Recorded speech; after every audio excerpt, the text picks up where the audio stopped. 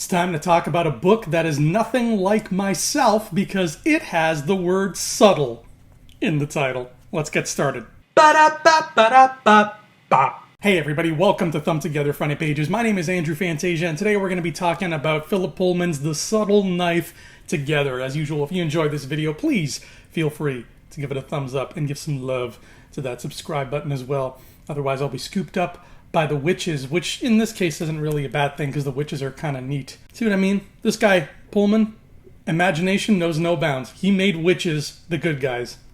Can't remember the last time that's happened.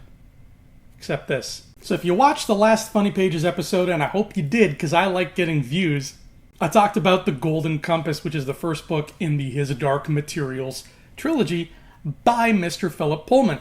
And this is book 2, The Subtle Knife. And to use a very technical sort of literary term, book 2 is where the shit gets real.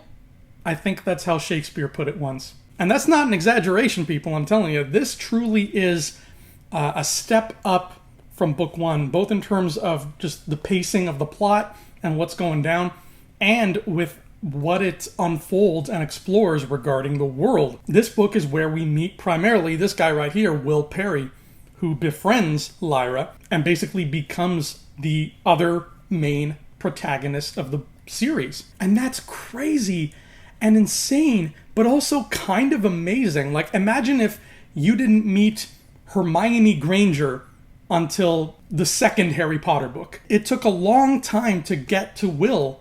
We had to earn him by discovering Lyra's journey first. And I think that that is incredible. That is what you call playing the long game. That is long-form storytelling.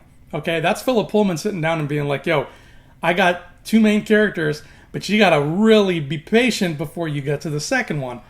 I love that. Now, if you're familiar with His Dark Materials, or if you saw the last episode about book 1, you know that in this world, all the human beings have talking animal companions that are basically their soul, called demons. And as you can see here, Will is carrying a cat, but that cat is not his demon because, folks, Will does not come from Lyra's world.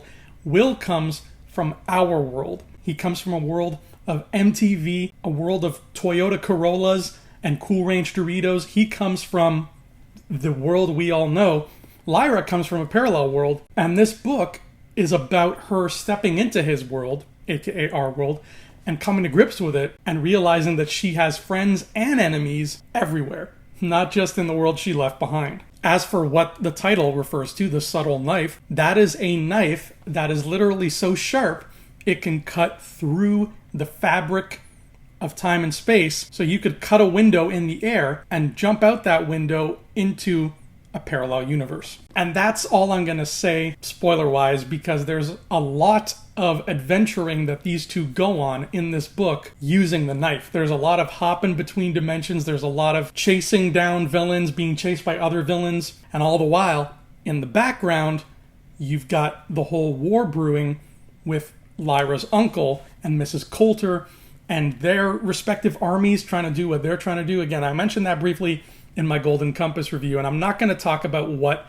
Lord Asriel and Mrs. Coulter are trying to do because A, it's spoilery, obviously, and B, it's almost impossible to explain just in a casual conversation. I'm sure a smarter human than me can do it, but what they are both trying to do is very complicated, particularly Lord Asriel, and it ties into Philip Pullman's whole thing about making this a sort of modern retelling of Paradise Lost, but also not a retelling, but also a sequel to it, but also not a sequel. It ties into that whole aspect of His Dark Materials is connected to Paradise Lost. It ties into that. But yeah, I said I do enjoy this better than book 1, and I think it's because it is just faster paced, and really there's more stuff going on in the world of Will Perry and in the other worlds that the two of them eventually visit here. Because in book 1, we're entirely just in Lyra's world, and as interesting as her world is, there's not a whole lot of it we get to see. She's at Oxford, and then literally for 75% of the book, she's just trudging through the north, like near the Arctic Circle, just barren snow everywhere. There's not really much in terms of setting, at least from a standpoint of like, ooh, I want to see some cool, fantastical people and places. What do you got for me?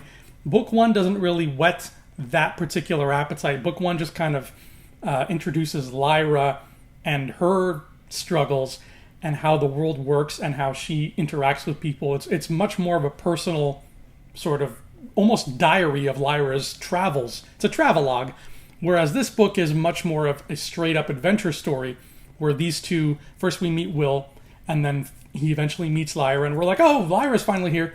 And then they go on this big, I was going to say globe-trotting adventure, but it's more like world-trotting adventure because they hop from globe to globe, folks. That's how the subtle knife works. Like I said last time, yes, these books can be read by children. Children will have fun. They'll enjoy what they're reading. Can they be completely understood by children? Heck no. They're barely completely understood by me, even though I'm pretty much a man-children to begin with. Yes, you're going to get two young characters going on an adventure with their talking animals and outwitting villains at every turn. Yeah, sure, you're going to get that. But you're also going to get the many worlds theory and how different cultures view the many worlds theory. You're going to get fringe science. You're going to get East Asian philosophies, including the I Ching and what the I Ching symbol stands for. You're going to get characters who are literally angels, but not in some, glorious, beautiful, heavenly way that you would picture an angel. The angels do look like large humans with wings, but they're a bit more spectral. They're a bit more ghostly. Whenever an angel's around, it's not a beautiful, comforting thing. It's more of an eerie thing. It's more of a potentially dangerous thing. And that only grows and grows as the trilogy goes on, and you discover exactly what the angels are doing and why. It's so heady. This is such a heady book. It might be the headiest children's book you will ever read. I definitely would say it's my favorite of the whole His Dark Materials trilogy, and it gets very dark very quickly. The only downside, I think, to Book 2, The Subtle Knife, being the best in the series, and probably one of the best just straight-up adventure books you will ever read, is that you can't just sort of hand it to somebody and be like, here, tackle this, dive into this, you'll have a good time. It's a middle chapter. So nobody can just pick up The Subtle Knife and flip it open and get to the end and be like, wow, that was great, because there's so much they're missing out on. Unfortunately, they have to get through Golden Compass. I say get through, but it's not a bad book, but they have to get through Golden Compass in order to reach this. And there's so many unresolved issues and cliffhangers by the end of this that they're going to have to move on to the final book if they want to know what happens. In a way, it's kind of brilliant by Philip Pullman to make his middle chapter, make part 2 of his trilogy the most exciting, interesting one,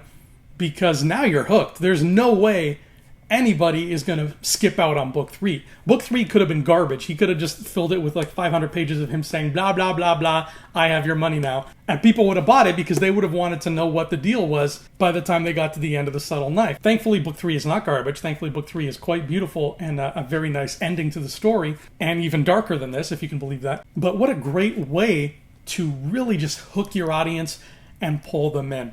Again, as a fan of long-form storytelling, as a guy who likes to end his stories with dangling plot threads for the next book, because, that gets people excited, that gets people talking. There's water cooler chats about those kind of books.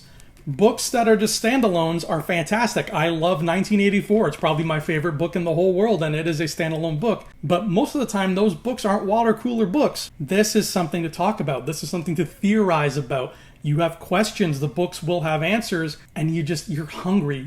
It's like when people were watching Lost, when Lost was on TV. If Lost was a Netflix show and you could binge it all in one day, nobody would have cared.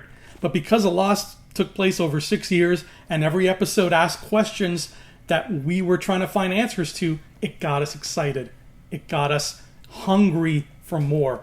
And that's what these books do. That's how His Dark Materials will make you feel.